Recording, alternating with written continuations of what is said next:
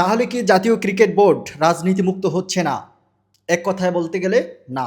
কারণ এর আগেও এই জাতীয় ক্রিকেট বোর্ডে যে রাজনীতি শুরু হয়েছিল, সেখানে কোনো দল তার নিজের পছন্দের ব্যক্তিদের বসিয়েছেন, কেউ বা আবার এনজিও মার্কা লোকদেরও বসিয়েছিলেন। গতকালকে জাতীয় ক্রিকেট বোর্ডের কমিটি ভেঙে দেওয়া হয় এবং সেখানে জাতীয় ক্রীড়া পরিষদ গঠন করে অ্যাডহক কমিটি, যেখানে প্রধান করা হয়েছে তামিম ইকবালকে।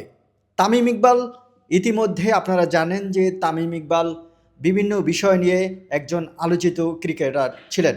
সেখান থেকে তিনি হঠাৎই বসেছেন ক্রিকেটের এই চেয়ারে। আর এটি নিয়েই শুরু হয় ব্যাপক আলোচনা সমালোচনা। কেউ কেউ বলছেন এই ক্রিকেট বোর্ড নিজেদের মন মতো করে এখানে পরিচালকদের বসিয়েছেন।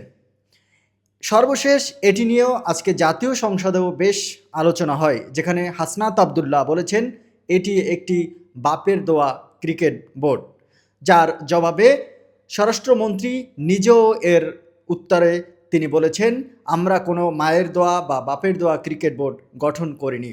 তিনি প্রশ্ন তুলেছেন তখন ক্রিকেটের উপদেষ্টা যে আসিফ মাহমুদ সজীব ভুঁইয়ার বিভিন্ন কর্মকাণ্ড নিয়ে।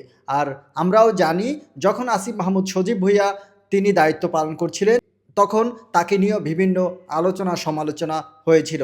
তিনি সেখানে বিভিন্ন বিষয় হস্তক্ষেপ করছেন এমন প্রশ্নও ছিল সেখানে, এমন কথাও উঠছিল সেখানে। অবশেষে ব্যাপক আলোচনা সমালোচনা এবং গুঞ্জন শেষে বর্তমান ক্রিকেট বোর্ডটি ভেঙে দেওয়া হয় এবং সেখানে অ্যাডহক কমিটি গঠন করা হয়, যে অ্যাডহক কমিটিতে তামিম ইকবালকে সভাপতি করে গঠন করা হয়েছে। সেখানে রয়েছেন ৩ জন মন্ত্রী, এমপিদের আত্মীয় স্বজন এবং একজন মন্ত্রী বা এমপির একজন স্ত্রীও রয়েছেন। আর এই পরিস্থিতিতে দেশের ভিতরে ব্যাপকভাবে আলোচিত হচ্ছে জাতীয় ক্রিকেট বোর্ড।